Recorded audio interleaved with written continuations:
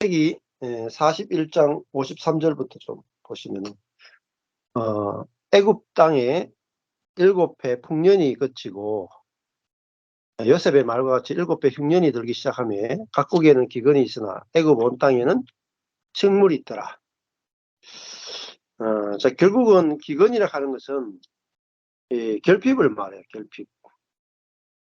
이 결핍은 하나님과의 관계 단절을 의미하고 하나님과의 관계 단절로 말미암아 공급이 끊어졌을 때 오는 게 기근이고 결핍이에요. 근데 애굽 온 땅에는 식물이 있더라라는 것은 이거는 이제 그 결핍이 아니라 충만을 말하죠. 충만. 부족함이 없다라는 거잖아요. 그 말은 이 하나님과의 관계가 올바르게 돼서 하나님으로부터 공급이 충분히 되어진다. 그러니까 생명이 자라고 식물이 자라고 열매가 나올 수 있게 되는 거죠. 자, 그러면은 이 요셉을 통해서 우리가 볼 수 있는 것은 뭐냐면 55절에 보면 애굽 온 땅이 주림에 가난하고 결핍이 됐단 말입니다. 이 결핍으로부터 해방되는 것, 공급이 재개되는 게 뭐냐? 그게 구원이에요. 구원. 백성이 바로에게 부르짖어 양식을 구하는지라. 이 결핍이 됐으니까 이제 구할 수밖에 없죠.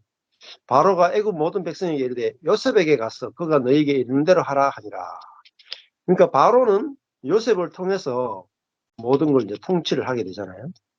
이거는 마치 하나님이 그리스도를 통해서 온 땅을 통치하는 것과 같은 거죠. 그러면 그리스도는 이 땅에 임한 왕으로서 어떻게 통치하는가, 이걸 보여주는 게 바로 요셉의 통치라고 볼 수가 있어요. 56절에 온 지면에 기근이 있음에 요셉이 모든 창고를 열고 애굽 백성에게 팔매 애굽 땅에 기근이 심하며 각국 백성도 양식을 사려고 애굽에 들어와 요셉에게 이르러 기근이 온 세상에 심함했더라. 그러니까 이거는 이제 곡식이 부족한 것이지만 사실은 이제 우리가 영적으로 보면은 이게 이제 그 말씀이 부족한 거고 복음이 부족한 것이고 생명이 부족한 것이다. 네, 뭐의 기근이냐? 말씀의 기근, 또 생명의 기근, 복음의 기근이라고 볼 수가 있겠죠. 그러면은 요셉은 통치하는데 뭐로 통치하냐면은 이 양식을 나누어 줌으로 통치하는 거죠. 양식으로 통치하는 거예요. 그러니까 생명을 공급해서 통치하잖아요. 복음을 나누어 줘서 통치하고 은혜를 나누어 줘서 통치하는 거죠. 그러니까 이게 정말 좋은 통치 아닙니까? 네, 하나님의 통치죠. 그래서 이게 이제 창세기 1장으로 가보면 우리가 생육하고 번성하여 땅에 충만하라, 땅을 정복하고 다스리라 할 때 인간에게 주신 통치의 위임이거든요. 통치. 근데 뭐로 통치하냐면 이제 창세기 1장에서 통치하라 그래놓고 창세기 끝에 오면은 하나님이 요셉을 통해서 온 땅을 통치한다 이렇게 나오거든요. 그럼 뭐로 통치하냐면 풍성한 양식으로 통치하는 거죠. 양식으로. 생명의 양식으로 통치하는 거죠. 그러니까 통치받는 사람들은 너무 기쁘잖아요. 양식으로 통치를 해주니까 너무너무 기쁜 거죠. 그래서 우리도 하나님의 아들로서 하나님의 형상과 모양으로서 하나님을 대리하여 통치하는데 무엇으로 우리가 통치할 수 있는가? 양식으로 통치하는 거죠. 양식. 예. 양식으로만 우리가 진정으로 누군가를 통치할 수 있어요. 다른 것을 가지고는 통치가 안 돼. 조종하거나 뭐 지배하거나 군림하거나 이런 거 다 할 수 있어요. 예. 그렇지만은 정말로 온전한 통치는 될 수가 없는 거죠. 그 양식으로 통치한다. 그게 누구냐? 바로 그리스도가 바로 양식으로 통치하시는 분이죠. 내가 곧 생명의 빵이다. 예수님 자신이 내가 곧 생명의 떡이다. 나를 먹지 않고는 나를 내 피를 마시지 않고는 상관없다. 예수님은 자기 자신을 찍고 자기 자신을 줌으로 우리에게 양식이 돼서 우리가 그 양식으로 말미암아 통치를 받는 거죠. 그러니까 예수님 자신이 양식이다 말입니다. 구약으로 치면 하늘에서 떨어지는 하늘의 양식 만나. 그 만나가 뭐냐면 이 먹고 이게 뭐지? 신기한 양식이네. 근데 이스라엘 백성들이 하늘의 양식을 먹고 살았다. 하늘의 양식을 먹고 굶어 죽지 않았다. 남들이 먹지 못하는 신기한 양식을 먹었다. 그리스도인도 마찬가지죠. 하늘의 양식을 먹고 사는 거잖아요. 근데 그 양식이 누구냐면 예수 그리스도란 말입니다. 자, 그러니까 예수 그리스도를 우리가 단순히 믿는 수준이 아니고 예수 그리스도를 먹는 거죠. 자, 그래서 그 예수 그리스도를 믿는 게 아니라 먹어야 돼요. 먹으면은 그것이 나를 지배해요. 그리고 나를 다스려요. 자, 양식이 지배한다는 게 우리가 만약에 아주 고기를 많이 먹으면은 뼈가 커지잖아요. 몸집이 커지고 단백질이 우리의 살을 찌우고 이렇게 그 고기가 우리의 몸을 지배하잖아요. 또 야채를 많이 먹으면은 염증을 없애주고 몸을 깨끗하게 해요. 그 양식이 나물이 들어오면 우리의 몸을 지배하죠. 마찬가지로 양식으로 통치한다 하는 걸 뭐냐면은 십자가에 죽고 부활하고 승천하신 그 그리스도가 우리에게 자신의 영을 우리 안에 먹여주신다. 자신의 성령을 우리에게 먹는 거예요. 그래서 사람이 이렇게 할 때 성령은 호흡이다 하는 것은 우리 속에 성령이 호흡으로 들어오는 거잖아요. 영으로 들어오는 거죠. 그래서 영을 먹는 거죠. 그래서 그리스도가 우리 안에 내주하시면 우리는 그 내주한 그리스도의 양식의 지배를 받는 거예요. 그리스도의 지배를 받는 거야. 아까 전에 고기를 먹으면 고기의 지배를 받고 나무를 먹으면 나무의 지배를 받죠. 성령을 먹고 성령을 마시면 성령의 지배가 되는 겁니다. 그런데 이 지배는 너무나 쉬운 지배죠. 고기 먹으면 몸이 커진다. 먹기만 하면 되잖아요. 실제로 또 몸이 커진다. 나무를 먹으면 몸이 건강해진다. 굉장히 쉬운 지배이면서 실제적인 지배. 자, 이게 양식의 지배. 하나님은 우리에게 양식을 주어서 그 양식으로 우리를 통치하신단 말입니다.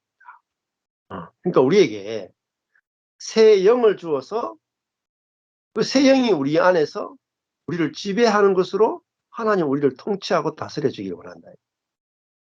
그래서 내 살을 먹고 내 피를 마시라. 예수님 그렇게 이야기했죠. 그러면은 그것은 완전한 통치가 돼요. 완전한 통치. 내 본성을 바꿔버린다. 본성이. 새로운 본성이 나와서 나를 통치하니까 쉬운 거잖아요. 예를 들어서 사자는 사자는 뭘로 다스릴 수 있느냐? 밖에서 이 사육하는 사람이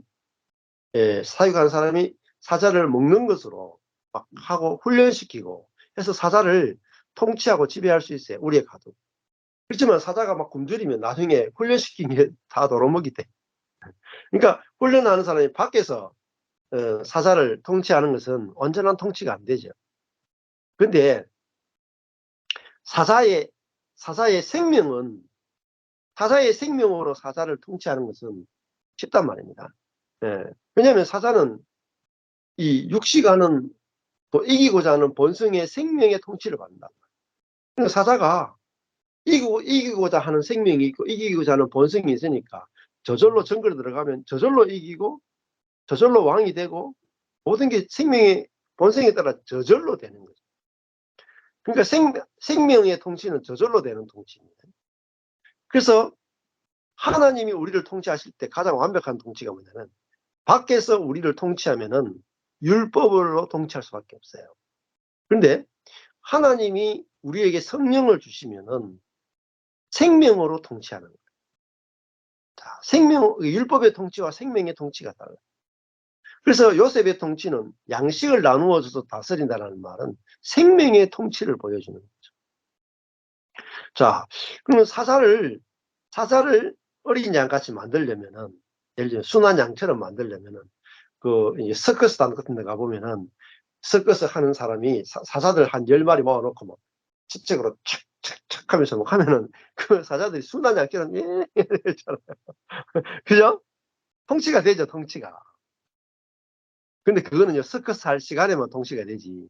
다른 시간에 사자가 배고프거나 기분이 나쁘거나 하면 서커스 이렇게 해서 잡아먹고 예, 통치가 제대로 안 돼요. 근데 사자를 통치하는 것은 밖에서 통치하려면은 채찍과 당근이 필요하죠. 그 채찍과 당근이 뭐냐? 그 율법이에요. 그러니까 사자를 잠시는 양처럼 온순하게 만들 수 있어요. 밖에서.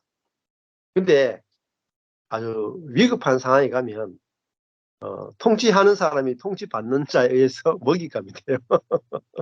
입에 들어가 있어, 사람이. 사자 입에, 10마리 사자 입에 들어간다니까. 통치가 안 돼. 하나님도 사람을 통치하는데요. 밖에서 사람을 완전히 통치를 못하세요. 그래서 하나님의 그 방법이 뭐냐면, 하나님의 생명을 하나님 자신이 우리 안에 들어와서 생명이 되셔서 사시는 거예요. 그러면 사자를 밖에서 채찍이나 당근으로 어린 양처럼 이렇게 훈련시키는 게 아니고, 이 사자 속에 어린 양의 생명이 들어가 버립니다.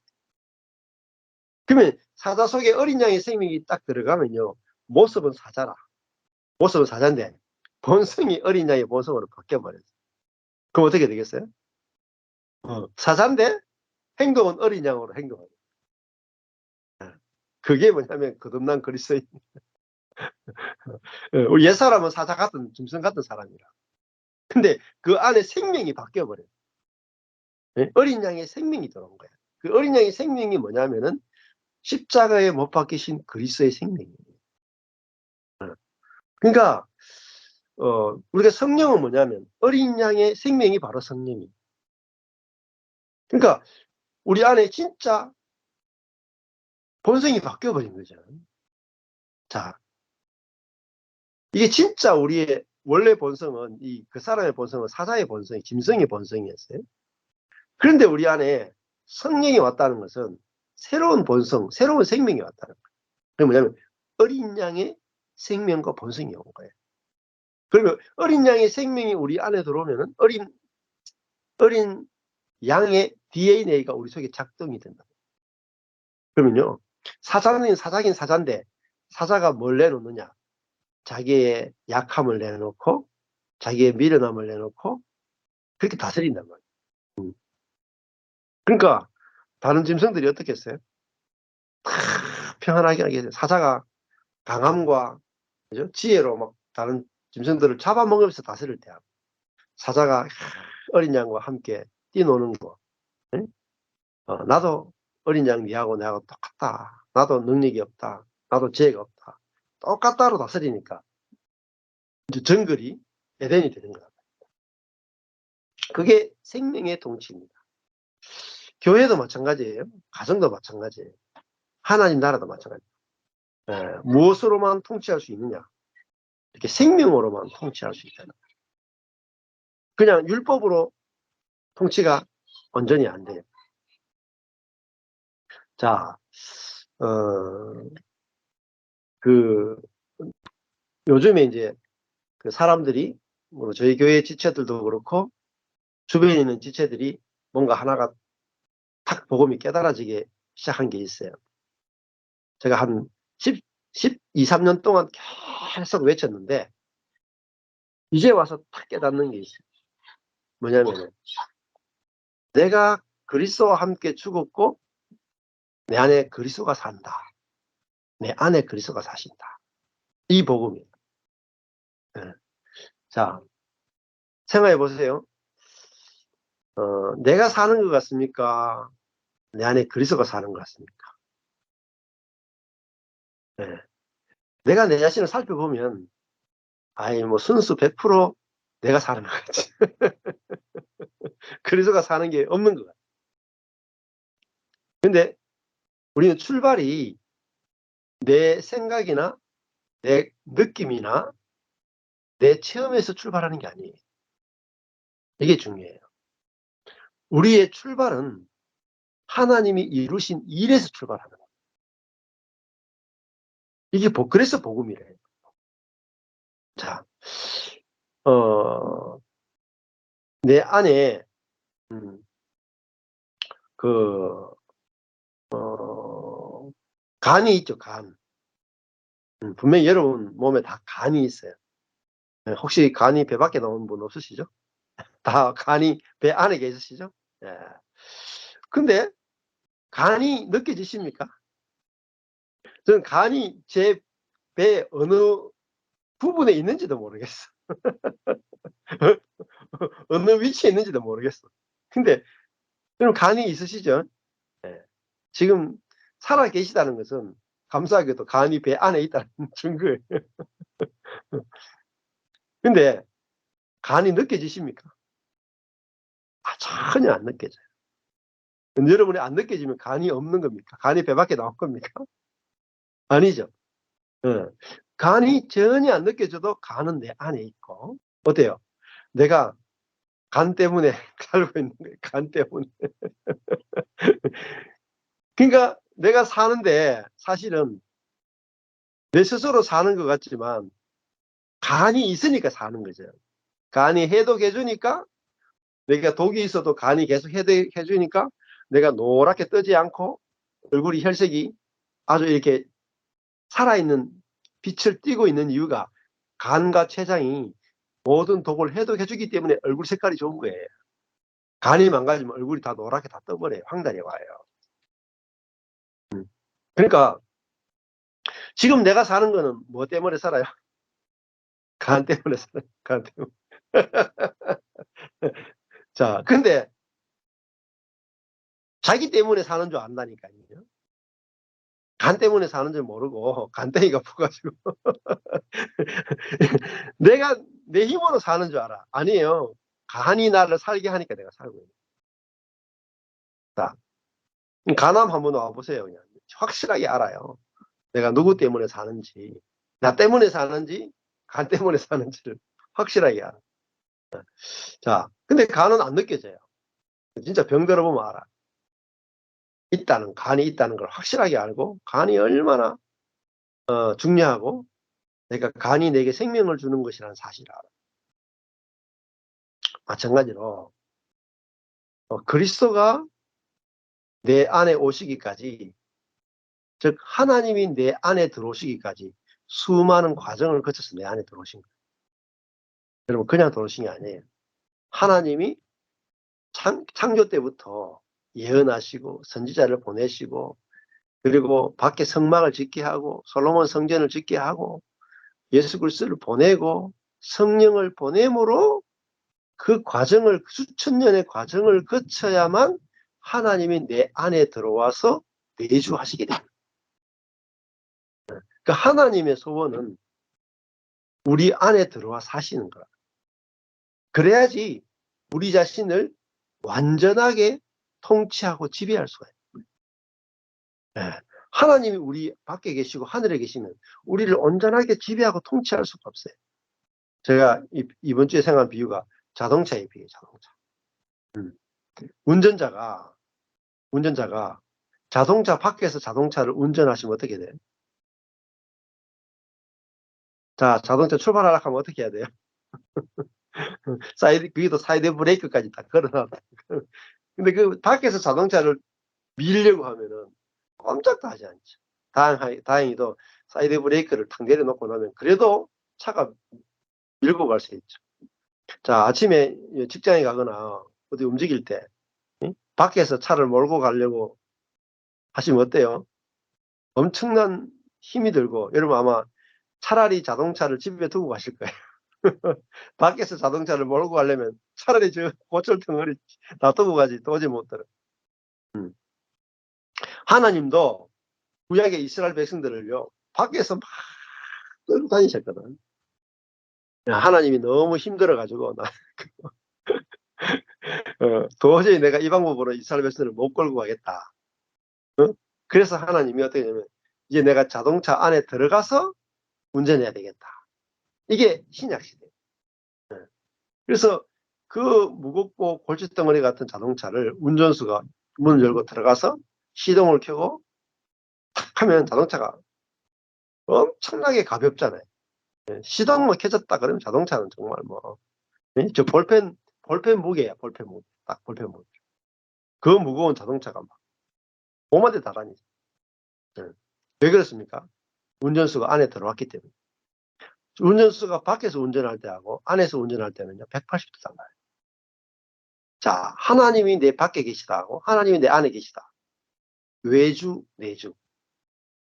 하나님을 알되 외주하시는 하나님으로 아느냐, 내주하시는 하나님을 아느냐에 따라서 내가 어느 정도 통치받느냐가 드러나요. 외주하시면 환경을 움직여요. 내주하시면요, 생각, 감정, 의지를 다 움직여요. 그래서 사도 바울이 내가 그리스도와 함께 십자가에 못 박혔나니 그런 적 이제는 내가 사는 것이 아니요 오직 그다음 뭐예요? 오직 내 안에 내 안에 그리스도께서 사시는 것이라. 어디라고요? 내 안에 그리스도께서 사시는 것이. 이거는요 교리가 아니고 사실이야. 팩트. 팩트. 그리스도가 내 안에 사신다. 뭐로요? 운전수로 사시는 거예요. 뭘 운전해요? 내 생각과 내 감정과 내 의지를 당신의 생명으로 운전하신다. 생명으로 통치하신다. 그럼 뭐가 나타나요? 그래서 생명이 나타나는 생각, 생명이 나타나는 감정, 생명이 나타나는 의지가 된단 말이에요. 누가 운전해요? 내가 나를 운전하던 삶이 끝나고 내가 나를 드라이브하고 내가 나를 만들어내고 내가 나를 조정하고 내가 선택하는 삶이 끝나고 이제는 운전수가 밖에서도 운전을 하잖아요. 안에서 자동차를 안에서 운전하면 어떻게 돼요? 운전수가 가고 싶은 대로 가는 거예요. 자동차가 가고 싶은 대로 못 가요. 철저하게 하나님이 원하시는 것은 우리를 안에서 운전해서 당신이 원하는 곳으로, 당신이 원하는 목적지로, 당신이 원하는 과정으로 우리를 안과 밖으로 운전하시는 거예요. 그러니까 완전한 통치고 완전한 연합이죠. 그러니까 우리도 내 생각, 감정, 의지까지 하나님께 통치가 되니까 완전하게 통치받고 그게 뭐냐면 우리 속에 하나님의 나라가 하나님의 통치가 임했다라는 거죠. 자, 그러면요 달라져요. 마음이 늘 불안하고 걱정하고 조그마한 일만 와도 막 두려워서 떨고 걱정하던 사람이 왜 두려워 떨었냐, 왜 힘들었느냐, 내가 내 생각과 감정을 통치해야 된다고 생각이 되거든요. 네. 아, 내 생각과 감정과 의지를 통치하기 위해서 내 안에 운전수로 그리스도의 영이 와 계시는구나. 아, 그걸 알면은 그래 이제는 내가 내 생각, 감정, 의지를 내가 운전하지 않아도 되는구나. 주님이 운전하시는구나. 안식이 된단 말이에요. 예, 안식. 그럼 맡겨놓는 거예요. 그럼요, 나도 모르게 안식이 와요. 평안이 와요. 음. 그리고 좋은 게 자동차는 가만히 있을 때가 있고 운전할 때가 있어요. 자동차가 움직이지 않고 가만히 있다고 해서 못 움직이는 게 아니에요. 예. 자동차가 가만히 있다고 해서 일하지 않는 게 아니에요. 자동차가 가만히 있는 것은 운전수가 가만히 있기 때문에. 가만히 있어도 아무 문제가 없어요. 아무 일도 일어나지 않아도 아무 문제가 없어요. 언제 움직이느냐? 운전수가 원할 때 움직여요. 어디만큼 멀리 갈 수 있느냐? 운전수가 원하는 만큼 가는 거예요. 내 능력이나 상관없어. 기름도 누가 넣어요?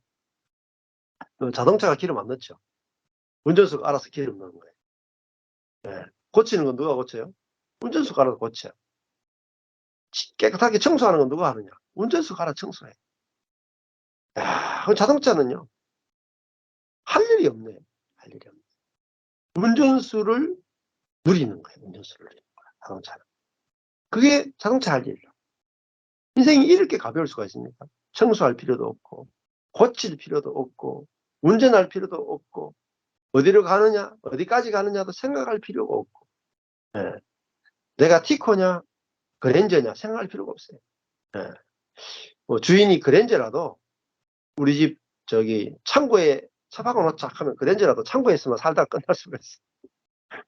근데 티코라도 야, 내가 티코 타고 전 세계를 여행하자 하면 티코 타고도 티코가 전 세계를 돌아다닐 수도 있어요. 그러니까 내 인생이 내 것이 아니고 운전하시는 분의 손에 전적으로 인생이 달렸구나. 인생이 달렸구나. 나만 그런 게 아니에요. 내 자녀도 그렇고 내 옆에 있는 형제도 그렇고 모든 인생이 다 그런 거야. 그걸 알게 된다면 우리는 자녀를 키울 때도 진짜 하나님이 우리 자녀를 안에서 운전해 주셔야 됩니다. 또 운전하고 계시니까 참 감사합니다. 이렇게 안식할 수 있는 거예요. 네. 그래서 운전수와 자동차 역할이 내게 확실하게 보이면 자동차는 움직일 때나 움직이지 않을 때나 항상 안식하게 돼요. 네. 그래서 오늘 이 요셉을 통해서 양식으로 통치한다 하는 것은 생명으로 통치하시고 성령으로 통치하신다. 이것이 신약시대가 되었다. 그래서 우리가 이 생명의 통치를 누리는 것, 이것이 정말 신약시대에 얼마나 복된 것인가 하는 것들을 살펴봤습니다. 감사합니다.